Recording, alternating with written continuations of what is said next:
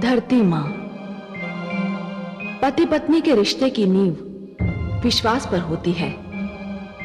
विवाह के समय जब एक पुरुष और एक नारी एक दूसरे से जन्म जन्म का बंधन बांधते हैं तो आवश्यक नहीं कि एक दूसरे को पहले से जानते हों। वो दोनों एक दूसरे के दुख सुख बटाने का निर्णय भी लेते हैं।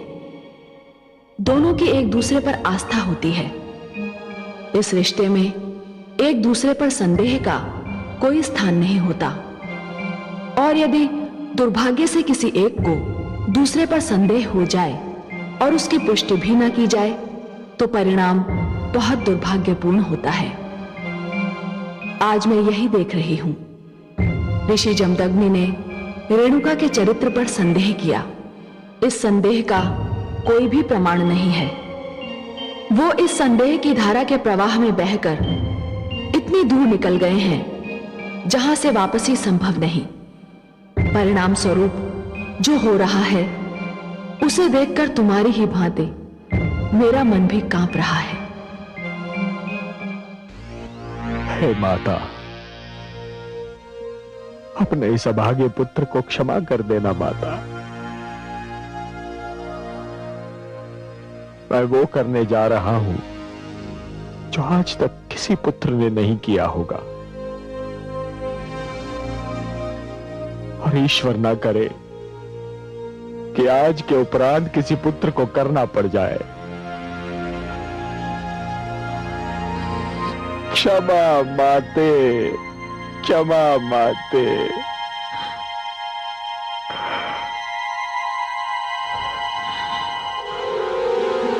क्षमा माते, क्षमा माते, क्षमा, क्षमा माते, क्षमा माते, क्षमा।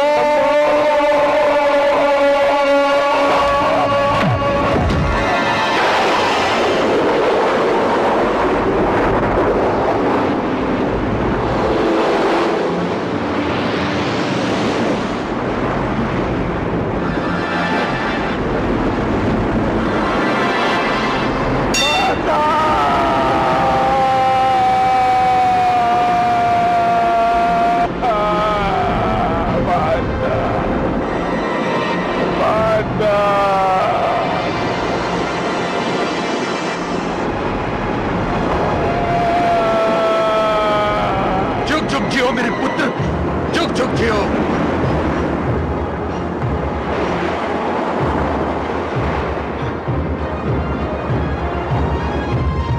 जुग जुग जियो मेरे पुत्र, जुग जुग जियो, जुग जुग जियो पुत्र।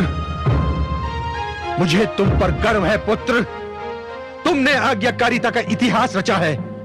मैं बहुत प्रसन्न हूं, अत्यंत प्रसन्न हूं। इस आज्ञाकारिता के पुरस्कार के रूप में आज तुम मुझसे कुछ भी मांग सकते हो, कुछ भी मांग लो पुत्र, जो चाहे मांग लो। मैं आज तुम्हें हर वो वस्तु दूंगा जिसका देना मेरे वश में है। मांग लो पुत्र, मांग लो।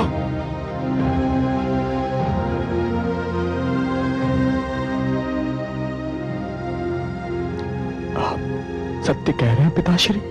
क्या मैंने जीवन में कभी असत्य कहा है पुत्र? क्या चाहते हो तुम?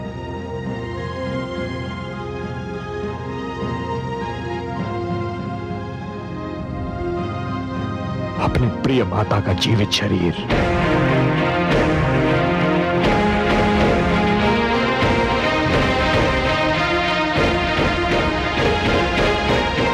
क्या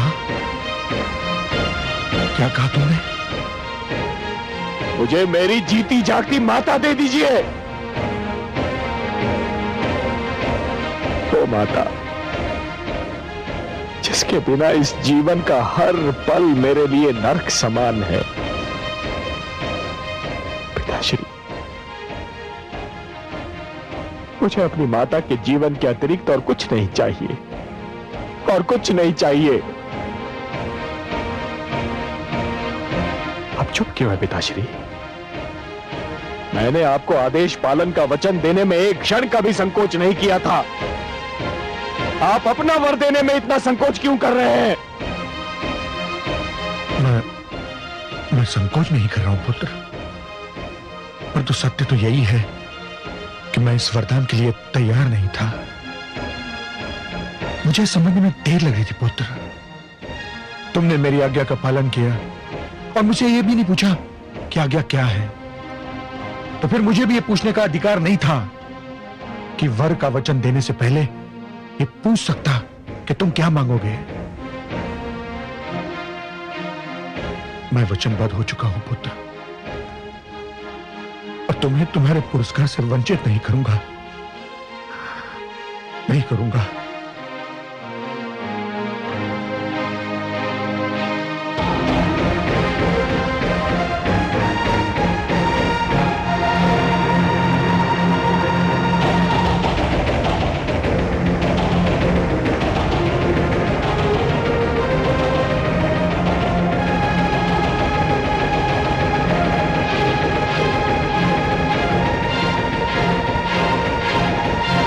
कलश जल लाओ।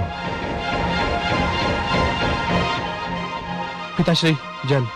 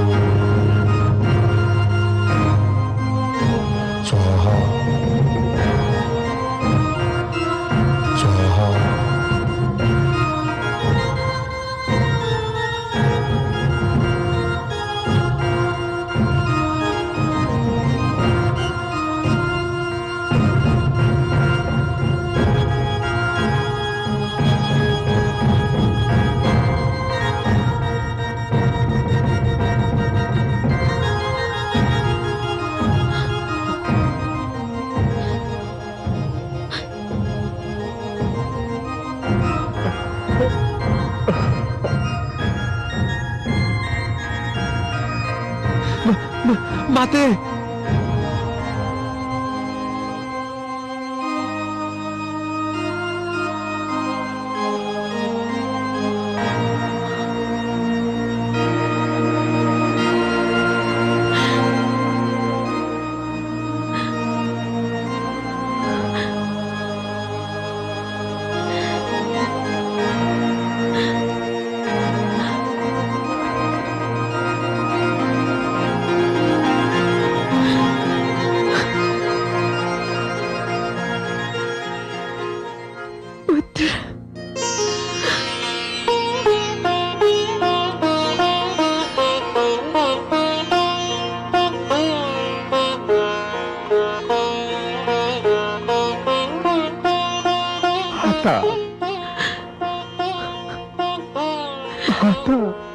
माता, माता, पुत्र, मेरा माता, पुत्र, हे माता।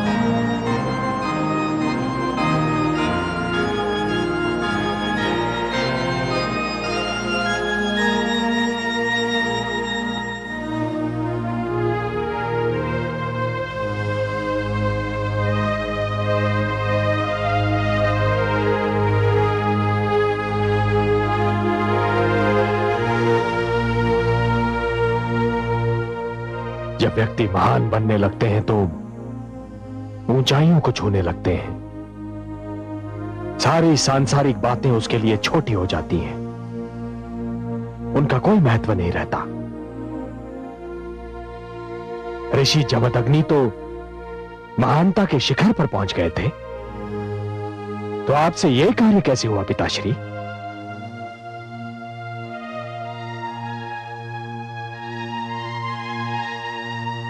तुम्हारी माता उस दुष्ट सहस्रार्जुन से मिलने गई थी।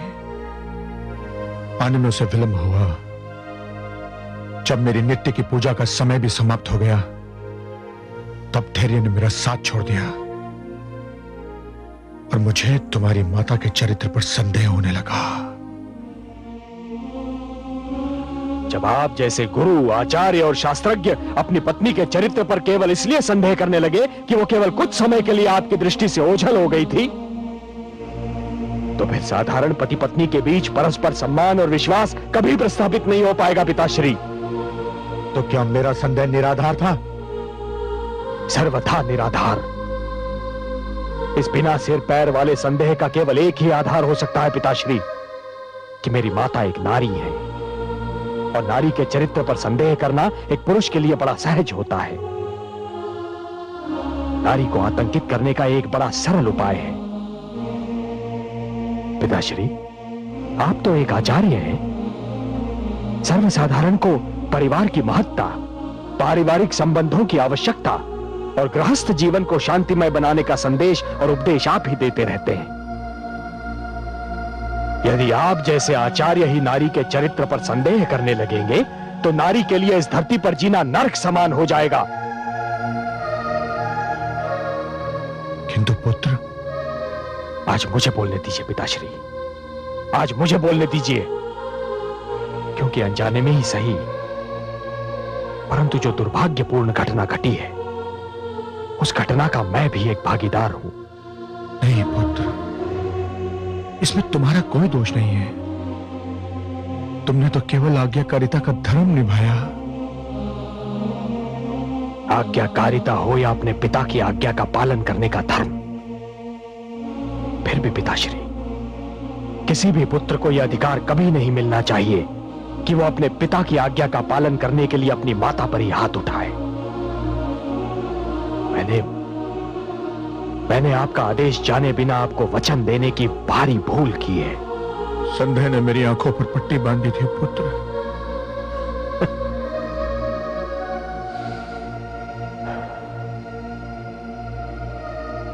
आज मुझे ज्ञात हुआ पिताश्री कि वो चाहे कोई महात्मा हो या एक सर्वसाधारण व्यक्ति, परंतु जहां बात एक नारी की आती है, वो केवल एक पुरुष होता है। केवल एक पुरुष जो एक नारी को अपने से छोटा, अपने से अधम और अपने से निम्न श्रेणी का मानता है।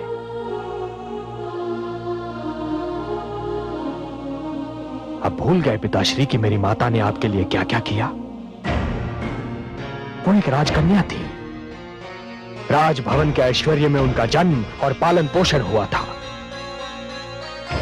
परंतु केवल आपके प्रेम के कारण उन्होंने एक ऋषि की कुटिया को अपना घर संसार बना लिया। उस प्रेम, उस त्याग और उस स्नेह का यही पुरस्कार मिलना था उन्हें? नहीं पिताश्री, नहीं।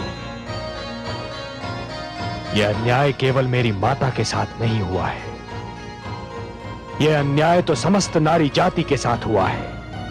घोर अन्याय, अक्षम्य अन्याय। शंभो शंभो शंभो।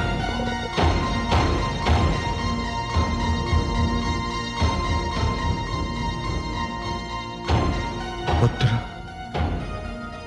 मुझे आभास हो रहा है कि मैंने अनावश्यक शीघ्रता से कार्य लिया। मुझे क्षमा कर दो पुत्र, मुझे क्षमा कर दो। क्षमा तो अब केवल माताश्री कर सकती हैं, आपको भी और मुझे भी।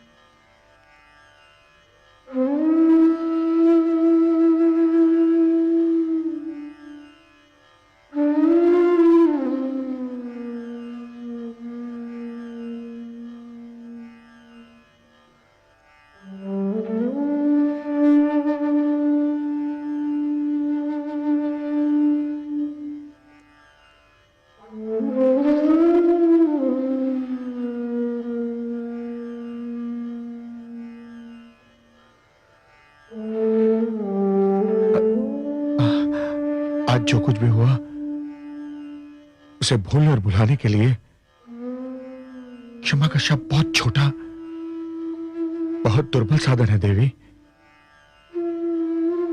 परंतु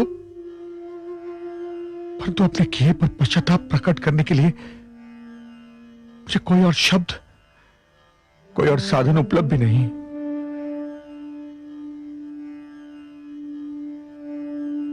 मुझे क्षमा कर दीजिए देवी, मुझे क्षमा कर दीजिए।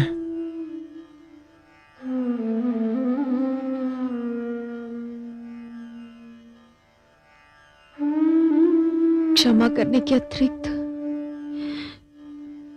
मेरे समक्ष और कोई उपाय भी तो नहीं है स्वामी। किंतु एक भय सा लग रहा है, एक चिंता मेरा पीछा नहीं छोड़ रही स्वामी। क्या? जिस दुर्भाग्यपूर्ण परंपरा की नींव आज पड़ गई है, कहीं आने वाले युगों में वो स्त्री पर अत्याचार का बहाना न बन जाए। इसीलिए तो क्षमा याचना कर रहा हूं रेणुका। आपकी क्षमा का स्मरण तो केवल उनको रहेगा स्वामी, जिनके पास बुद्धि होगी, विवेक होगा और जो शिक्षित होंगे। किंतु जिनके पास ये सारे गुण नहीं होंगे स्वामी, उन्हें तो यही स्मरण रहेगा कि पत्नी के चरित्र पर भी संदेह किया जा सकता है और संदेह के कारण उसे दंड भी दिया जा सकता है। मैं भगवान से प्रार्थना करूंगा, जो पल बीत चुका है वो हमारे और किसी के भी जीवन में कभी ना आए। जो भूल हो चुकी है वो भूल और कोई कभी ना दोहराए।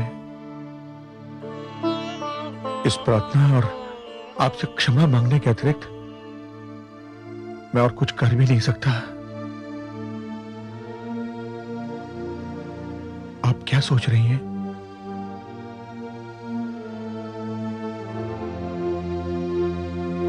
सोच रही हूं कि क्या कहूं स्वामी। मेरी नम्र विनती है कि इस घटना को भूल जाओ रेणुका। हाँ स्वामी, इस घटना को भूलना होगा, इस घटना को भूलना ही होगा स्वामी। इसलिए नहीं कि आप मेरे पति हैं और मैं आपकी पत्नी, इसलिए कि मैं 5 पुत्रों की माता भी हूं। उनकी शिक्षा और उनके मार्गदर्शन का भार प्रकृति ने हमें सौंपा है। उनके भविष्य के लिए और उनके भले के लिए हमें इस घटना को भूलना ही होगा स्वामी। विश्वास कीजिए, मैं ऐसी भूल कदापि नहीं करूंगा।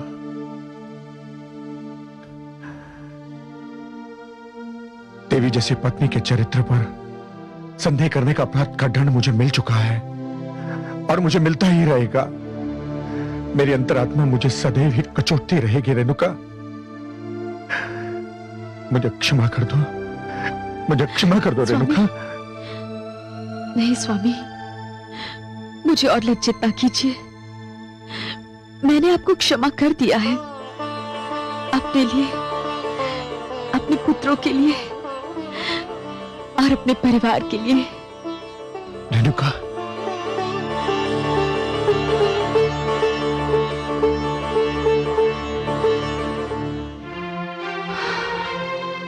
ये क्या हुआ कमल नयन?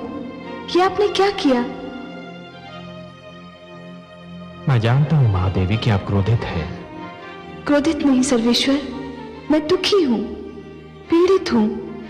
मेरे हृदय में पीड़ा की टीसें उठ रही हैं। मेरे मन मस्तिष्क का संसार डावाडोल है। ऐसी पीड़ा और ऐसी यातना का अनुभव मुझे आज से पहले कभी नहीं हुआ था। मैंने तो पीड़ा से मुख फेर लिया। उस दृश्य को देखना सहन करना मेरे लिए असंभव हो गया था। आप सत्य कह रही हैं महादेवी। जो कुछ हुआ वो देखने योग्य नहीं था। वो दुर्घटना अविश्वसनीय थी, निंदनीय थी। वो भी आपके हाथों। नारी का सम्मान जिसका सर्वप्रिय सिद्धांत है, प्रधानतम संदेश है। हे कमल नयन, नारी के प्रति आपकी भावनाओं को मैं जानती हूँ। उन्हीं भावनाओं के कारण तो मैं आपकी पूजा करती हूँ। आपको सदा ये दुख सताता था कि आप अजन्मे क्यों हैं, किसी माता के गर्भ से आपने जन्म क्यों नहीं लिया। और अब इस बार जब आपके अंशावतार ने देवी रेणुका के गर्भ से जन्म लिया तो उसने उसी का सिर काट दिया जिसकी कोख से उसने जन्म लिया। हाँ देवी, मुझसे ये अक्षम्य अपराध हुआ है। यह अप्रिय घटना हुई है मेरे हाथों से।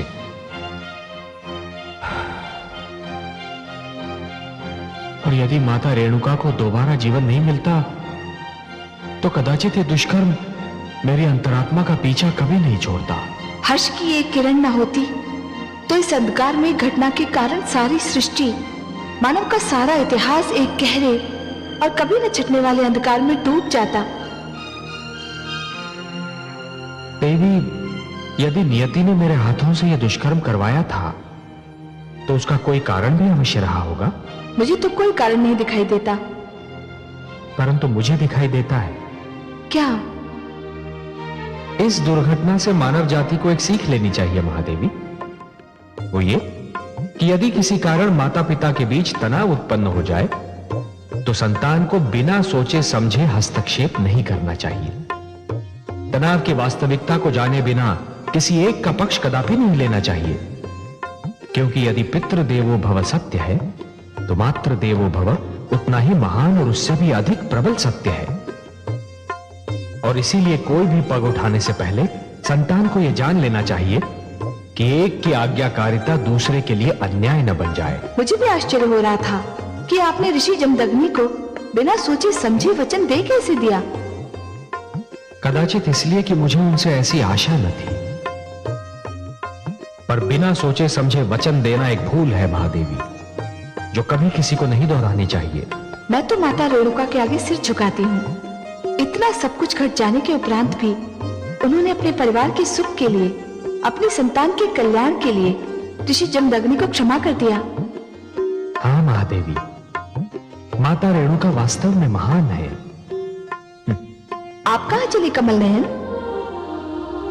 महादेवी, मैं उसके पास जा रहा हूं जिसने एक सुखी घराने की नींव हिला दी, जिसने एक हंसते खेलते परिवार के जीवन में विष घोल दिया, जिसने एक पतिव्रता स्त्री और उसके विद्वान शास्त्रज्ञ पति के बीच संदेह की दीवार खड़ी कर दी।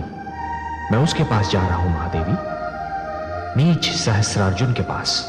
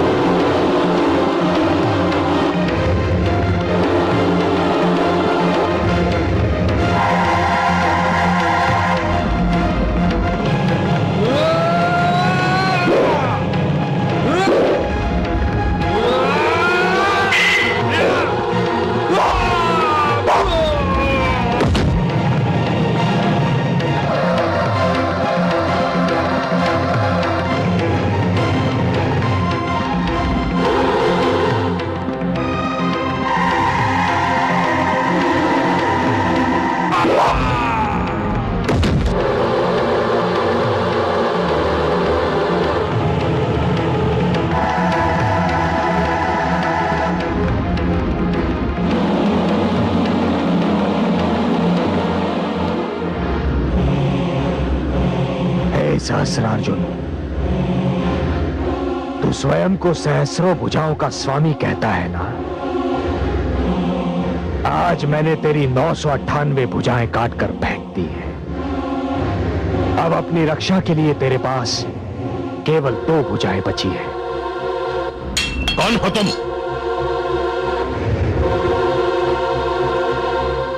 मैं वो हूं जो बाल्यकाल से तेरे अत्याचार का साक्षी रहा है। कौन है तू? परिचय दे अपना। मेरा परिचय जानना चाहता है तू?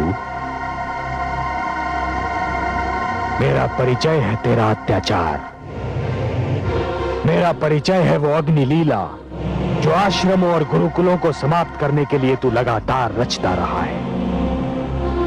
मेरा परिचय है उन आचार्यों, गुरुजनों, ऋषियों और विद्यार्थियों की कराहें जो तेरे आतंक का लक्ष्य बनते रहे हैं। हे कार्तवीर्य सहस्रार्जुन, मैं तेरे और तेरे वर्ग के अत्याचार के अंत की घोषणा हूं। एक अधर्मी के लिए धर्म का, अन्याय के लिए न्याय का और असत्य के लिए सत्य का प्रतीक हूं मैं ऋषि जमदग्नि का पुत्र राम हूं।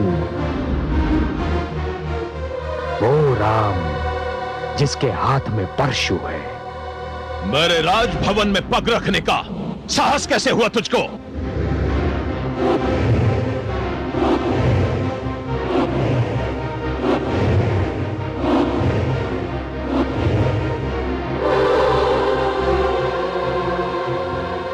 मैं तुझे ललकार कर जगाने और जगाकर मारने आया हूं सहस्रार्जुन। कौन तू? मुझे मारेगा?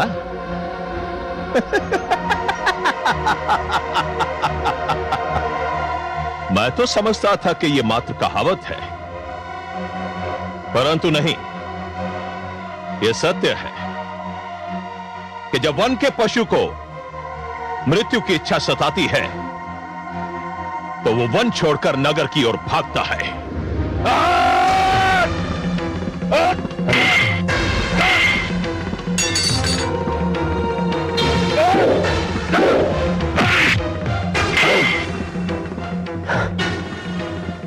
तुमने अपने शस्त्रों की परीक्षा कर ली, अब बारी मेरे परशु की है।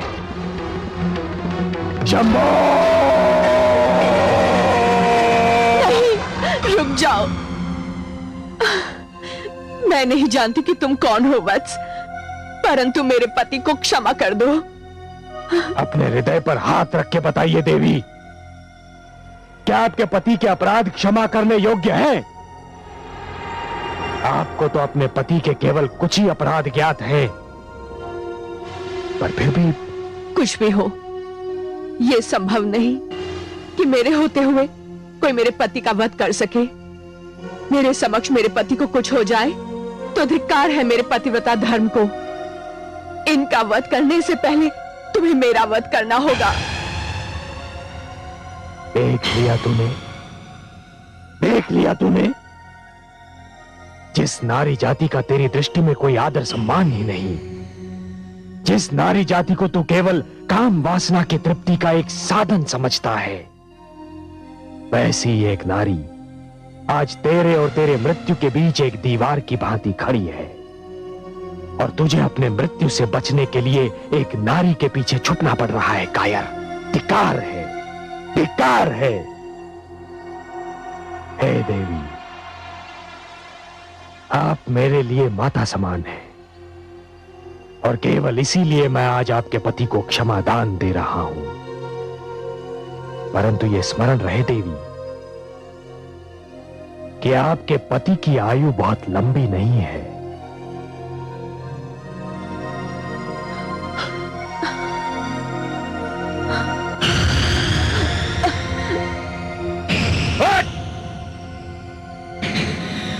मूर्ख, तूने मुझे नहीं अपनी मृत्यु को जीवित छोड़ दिया है और तू जीवन भर अपनी इस भूल के लिए हाथ मलता रहेगा। मैं प्रलय बन के टूटूंगा तेरे सारे वंश पर किसी को मुझसे क्षमादान नहीं मिलेगा, बिल्कुल नहीं मिलेगा।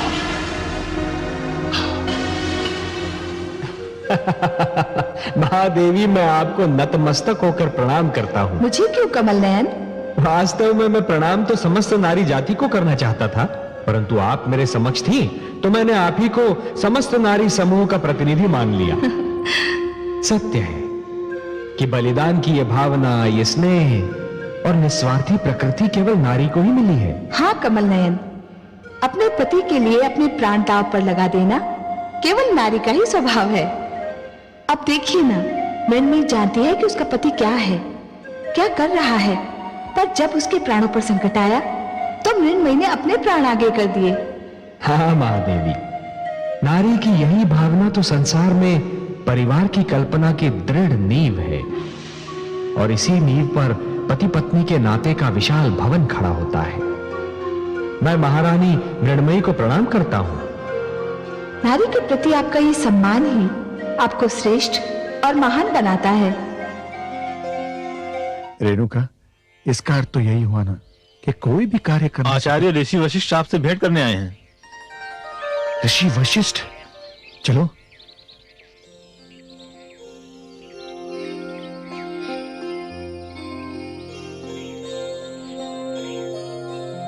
स्वागतम स्वागतम ऋषिवर, स्वागतम। प्रणाम ऋषिवर। बड़ी कृपा की आपने पधारकर। बहुत समय से आपसे भेंट करने को मन कर रहा था, परंतु अपनी व्यस्तताओं से अवकाश ही नहीं मिल पा रहा था। ये देवी कौन है? मैंने उसे नहीं पहचाना। यह आपके प्रेम मित्र आचार्य प्रियव्रत की पुत्री अनामिका है। अपने पिता के साथ आपके आश्रम में ही तो रहा करती थी। अरे सौभाग्यवती भव। आयुष्मती भव। ये तो बड़ी गुड़िया सी हुआ करती थी, इतनी बड़ी हो गई। आप पर जो कठिन समय बीत रहा है ऋषिवर, उससे मैं भली भांति परिचित हूं। हर्ष यह है कि इन कठिन परिस्थितियों में भी आपके धैर्य के पांव नहीं लड़खड़ाए, अन्यथा उस दुष्ट सहस्रार्जुन ने तो अत्याचार की हर सीमा पार कर दी है। अत्याचार तो अत्याचार है ऋषिवर, पड़ता है तो मिट भी जाता है। धैर्य अपार सागर की भांति है जिसका कोई छोर नहीं होता। आपको हमारा ध्यान रहा, इसके लिए मैं आपका आभारी हूं। ऋषिवर, मैं आपके लिए एक उपहार लेकर आया हूं। आशा है आप इसे स्वीकार करेंगे। आए दिन आपके इस आश्रम में अग्निकांड होते रहते हैं, उसमें या तो आपके पशु भस्म हो जाते हैं या घबराकर भाग जाते हैं। इन परिस्थितियों में आपके परिवार और आपके विद्यार्थी समूह का भरण पोषण एक समस्या है। मैं इसी समस्या का समाधान लेकर आया हूं। यह गाय सुशीला। सुशीला? मैंने इस गौ का यही नाम रखा है। अपने नाम ही की भांति सुंदर है। सुंदर तो यह है ही ऋषिवर, परंतु संभवतः आप ये सोच रहे होंगे कि अकेली गौ आप सबका भरण पोषण किस प्रकार करेगी। नहीं ऋषिवर, आपने कामधेनु का नाम तो सुना ही होगा। कामधेनु को तो समस्त संसार जानता है ऋषिवर। ये वो गौ है जो सबका मनोरथ पूरा करती है। इससे धन धान जो कुछ भी मांगो सब मिलता है। यह सुशीला कामधेनु की ही संतान है और इसमें कामधेनु के सभी गुण हैं। ये आपके परिवार और आपके शिष्यगण सबका भरण पोषण करने के लिए पर्याप्त है। मेरे पास शब्द नहीं है आपका आभार प्रकट करने के लिए ऋषि वशिष्ठ। इसकी आवश्यकता नहीं है ऋषिवर। अनामिका को मैं अपने साथ इसलिए लेकर आया हूं कि सुशीला इसके बिना एक क्षण भी नहीं रह सकती, यहां तक कि इसके अतिरिक्त वो किसी चारा भी नहीं लेती। पुत्री अनामिका, तुम्हारा और सुशीला का मेरे आश्रम में स्वागत है। ऋषिवर, वत्स राम कहां है? राम, पुत्र राम, पुत्र राम, देखो कौन आया है।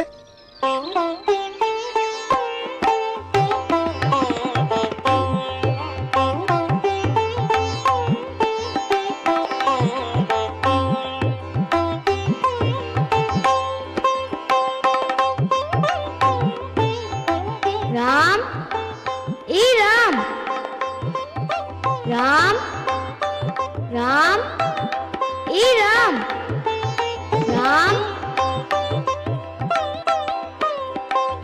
राम ए राम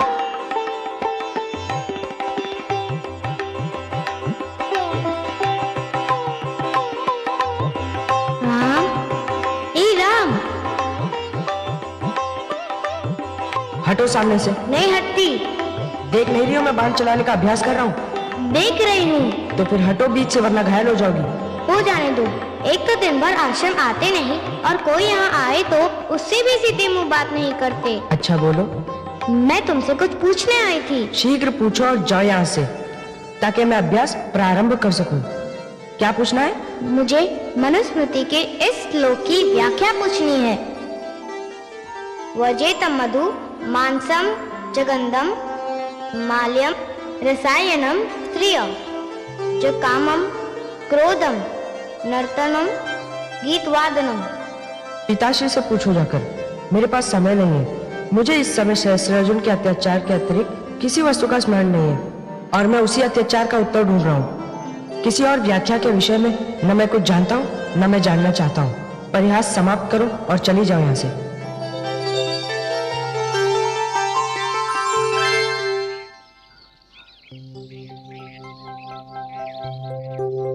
ऋषिवर वशिष्ठ, प्रणाम ऋषिवर।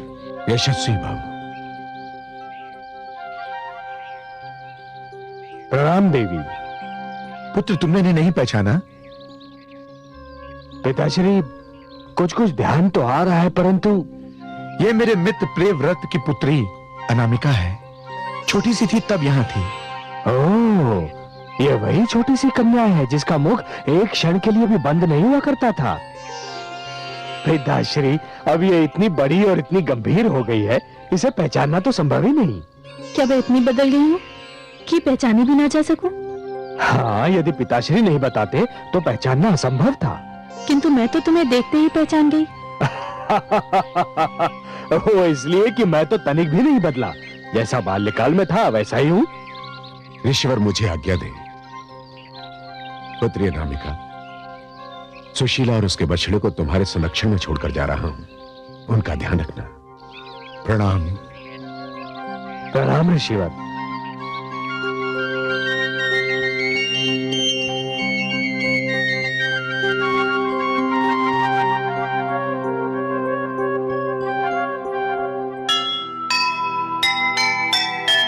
बचपन के बिछड़े मिले वर्षों के पश्चात,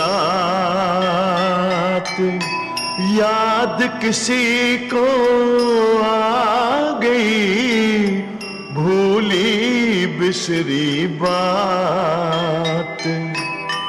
ऐसी बुरवाई वही मन में उठी हिलोर, मन को खींचे ले रही दो नैनों की डोर, दो नैनों की डोर। जो सुनेगा ये पुराण पाएगा सुख और ज्ञान, पाएगा सुख और ज्ञान। कर्म को ही धर्म जान, प्रेम की तू छेड़तान, प्रेम की तू छेड़तान। बीते युग बता रहे हैं, बीते युग बता रहे हैं, सत्य पथ पे चल सुजान,